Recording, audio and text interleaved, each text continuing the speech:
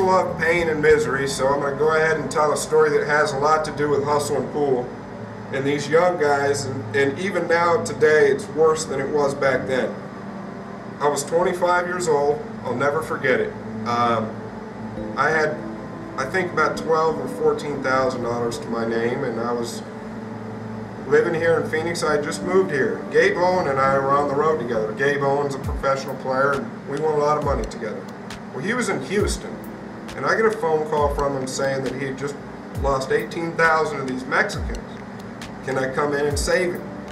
He told me I could beat him and he can get his money back. Well, I could tell by the sound of his voice he was serious and we could win this money back. So, of course, I jumped on a plane. I'm going to go save my man. Fly into Houston. Long story short, throughout the 6 or 7 day period, we win his money back plus about 10,000. So we're up like $28,000, somewhere around there, 28, 30,000. We've been grinding all week, making moves and doing things all week, playing pool. Gabe was playing golf on a pool table. We're playing bar table, 9-ball, 1 pocket. Whatever we could do with these Mexicans, we're doing it. We're winning all this money back. Well, this is the first time something like this had ever happened to me, but I got set up, and I should have been killed. So I decided to take a night off, and we were doing all this gambling at Bogey's Billiards in Houston. So I take a night off, and another little guy that was with us, he was just along with us for the ride, Caleb Moore, he decided to go with me, and Gabe, he just wanted to hang out at the pool room that night. He wasn't feeling going out and having a drink.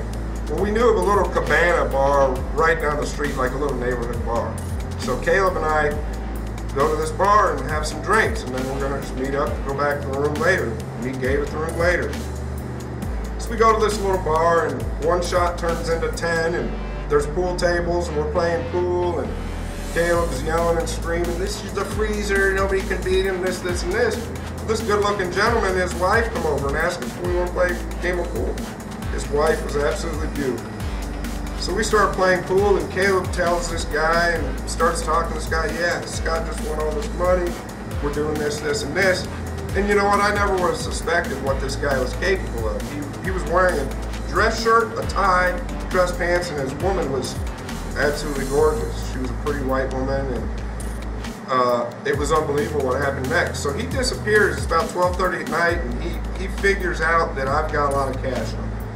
About 12:30 at night, he disappears for about 20 minutes. I'm wondering where he went. He comes out of the bathroom with his phone, and he puts it in his pocket. And I noticed something funny.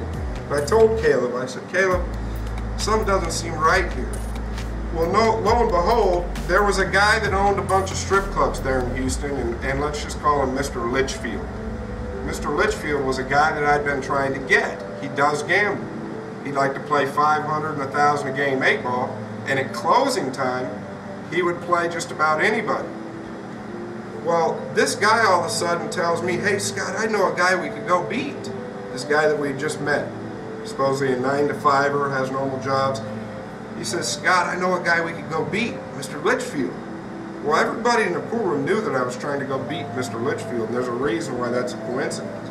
He says, "Mr. Litchfield." I said, "Mr. Litchfield, that's odd. I've been trying to get that guy." And he says, "Well, yeah, I know him real well. We can go to this strip club and beat him. He'll play you some 300, 400, 500 a game 8-ball, maybe 1,000 a game." I said, "Cool, let's do it." So we all walk out. It's closing time by now. We're all buzzed up real good. We all walk out the door, and as we're walking out the door, there's a cab on the right-hand side.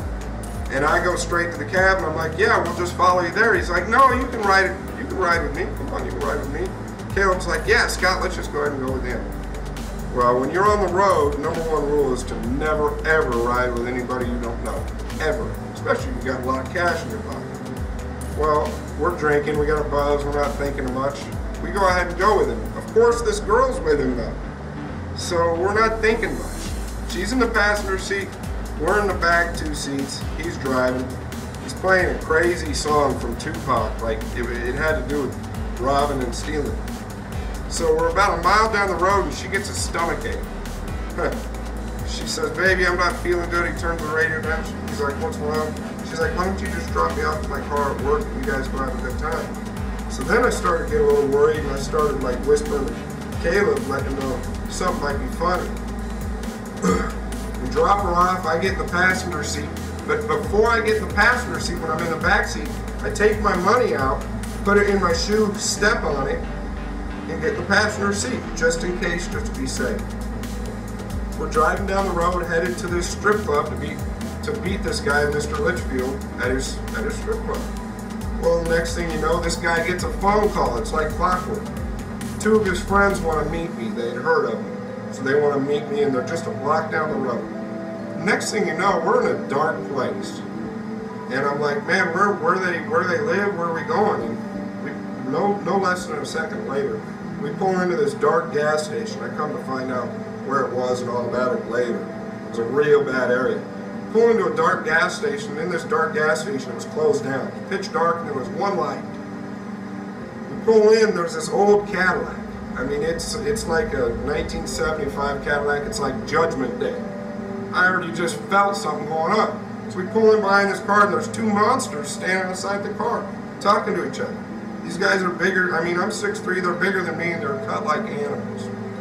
So the guy gets out of the car, the driver gets out of the car and goes up to him, and they're talking for a minute, and sure enough, he cues to me like, hey, come out here and meet these guys. So I tell Caleb to get the hell out of the car too, but keep distance from him. Well, sure enough, I go up. As soon as I'm getting ready to shake one of the guy's hands, the other guy moves around to Caleb acting like he's introducing himself. The minute I go to shake the guy's hand, boom, out of the corner, Caleb gets hit, and the driver of the car puts me in a chokehold. A monster chokehold. I couldn't get out of it. I couldn't scream. I had lost my breath.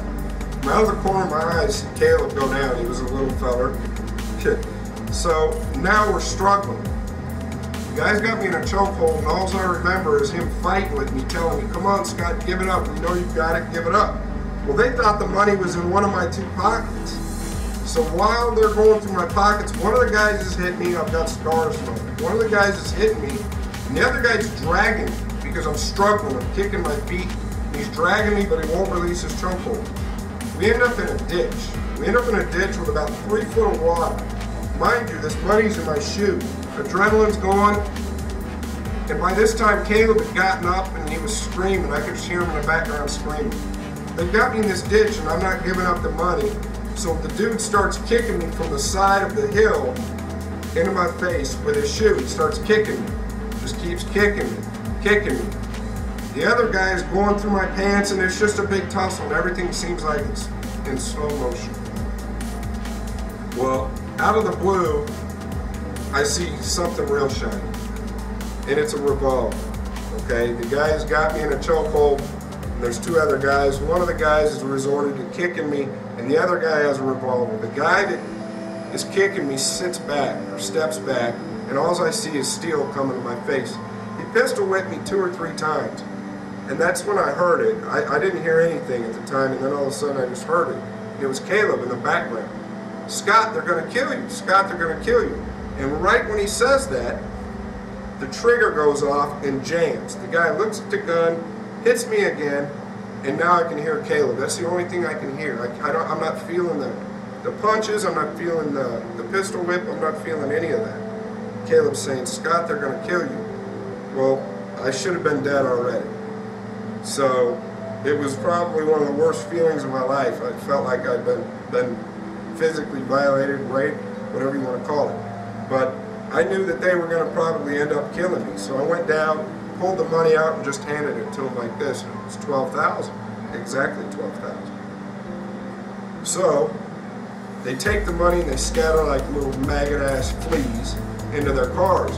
And as they're driving out of this gas station, it was a hot night, the guy in the front car that originally drove me yells to the back car, go ahead and do them. And I'll never forget that. So I ducked down under the water expecting a gunshot. It never came. They head on down the road. I get the license plate memorized. There's a phone booth right there. I can't move, I'm beat up. I tell Caleb to call 911. Lo and behold, about a block away, there's a cop shop, all right? There was a cop there in 30 seconds flat. Caleb's a bloody mess over by the payphone, and I'm crawling out of this ditch.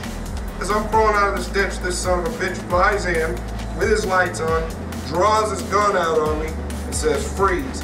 And I'm saying, officer, we've just been robbed. He He tells me if I say another word, he's going to put a cap in my ass. I keep telling him, officer, we've just been robbed. He calls for backup. Unbelievable. We are not able to talk. They end up thinking that Caleb and I got to fight with each other.